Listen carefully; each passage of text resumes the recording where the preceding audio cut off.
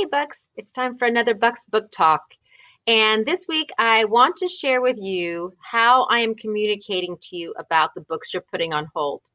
So, a book might show that it's available in Destiny Discover, but I have to quarantine every book that gets checked out for 7 days. So, even if you only check out the book for half a day and then you return it or you check it out, but then decide you really don't want it and you give it back to me, I still have to quarantine those books for 7 days. So the book's going to show that it's available in Destiny Discover, but it's really not. So when that happens, I'm going to message you through Schoology.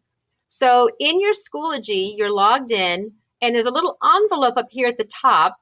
And if you see a little yellow circle with a number in it, that means you've got messages. Please read those messages because this is how a lot of teachers will be communicating with you, me included. So I will send you a message that says, hey, this book is in quarantine until next Wednesday or whenever. And then you have the option to just leave it on hold and wait. You can then put another book on hold to read while you're waiting. Or you may decide, oh, I'm just going to take that book off hold altogether and read something else. So that's how, if you don't get your book, within the same day that you put it on hold, most likely it's because it's in quarantine. But you can double check for sure by checking your messages. And I will send you a message to let you know your book's not going to be coming that same day. All right, so let's jump right on into our book talks today. So today I'm going to be talking to you about nonfiction. Now, before you tune me out and say, I don't like nonfiction, I don't ever read nonfiction, there's a couple of ways to read nonfiction that I think you might enjoy, and they're at least worth a try. So the first is something called narrative nonfiction. Narrative nonfiction books read just like a chapter book. They have chapters, they have dialogue. The story is true. There's no fiction in it, but it's going to read just like you're reading a chapter book. They look like chapter books. They're the same size most of the time. And the one that I just finished reading is called The Finest Hours, the true story of the U.S. Coast Guard's most daring sea rescue. So back in 1952, there was a huge nor'eastern storm off the coast of New England. And there were these two oil tankers within, I think, maybe 40 miles of each other. And they both split in half within hours of each other. I mean, literally split down the middle. There's two pieces of an ocean liner floating away from each other. Men are trapped on both sides of these ships, and the Coast Guard is called in to try to rescue these men. The ocean, the water's 38 degrees, waves are 70 feet high. I mean, you can't write a story like this. I mean, then that's why they've turned it into a movie. It's unbelievable, this sea rescue and these conditions that these men were in. But even more so amazing when, as you're reading it, you're like, this really happened to these men. This is real. And there's pictures in the book of the storm and of the men and of the ships. It's exciting, but knowing that it really happened just adds that extra element of, wow, this is amazing, this story. So narrative nonfiction is really just like reading a chapter book. But it's really happened. I've got lots and lots of different types. This is just a small sample of some of them. An Invisible Thread is about a homeless boy and the woman that befriends him. Isaac Storm, this is a really great one set in 1900 in Galveston, Texas. There was a hurricane that hit Galveston. Before we even named hurricanes, before there was any weather predicting technology, and this man named Isaac, he predicts that this hurricane is coming towards Galveston. Nobody believes him. And so the book is all about those initial warning signs and how he was interpreting them, and then the storm itself. If you like anything to do with weather and weather science, this is a really exciting, very interesting book. How They Croaked is about deaths of famous people. Flowers in the Gutter is set during World War II. This is about teenage resistance kids, mostly boys, but there was some girls in there too. This is a story, Trapped, about the Chilean miners that got trapped underground. This happened a few years ago.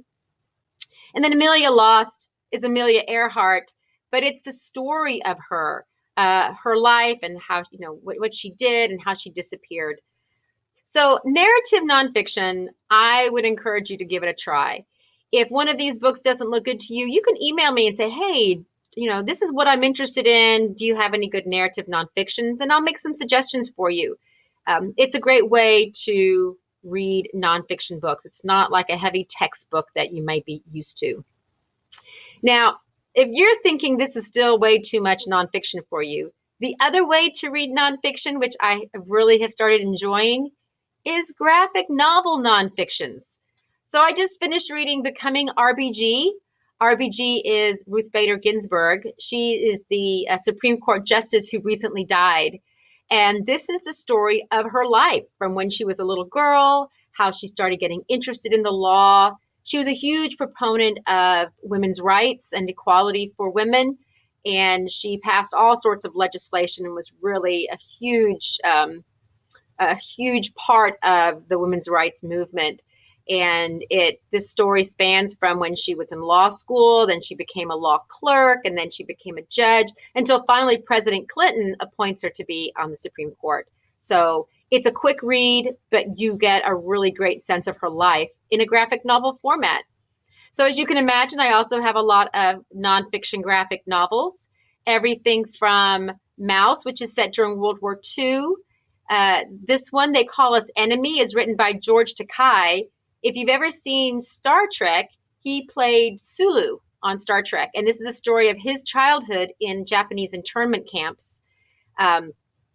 We have some other biographies, Steve Jobs, Shackleton, who did an Antarctic exploration, as well as some like how-to nonfiction graphic novels, how to fix a car and how to build your own website. So if the nonfiction graphic novel route sounds great to you, you can go into Destiny Discover, and remember that we now have a tile in LT1 that takes us straight there. And there is a collection now of nonfiction graphic novels. So you can click on this and you can see all the other graphic novel nonfiction books that we've got. These Hazardous Tales, there's, I think, maybe 8 in this series. They're very popular. This is one I want to read next, Bad Girls, all about murderers, thieves, and female villains. That just sounds really fun. So you can see we have all sorts of things from the 9/11 report, which is really like, I don't know, 1,000 pages long, but it's been condensed into a graphic novel graphic novels from history. Some of them are biographies like Anne Frank's diary. So it just goes on and on. So I encourage you to give nonfiction a try.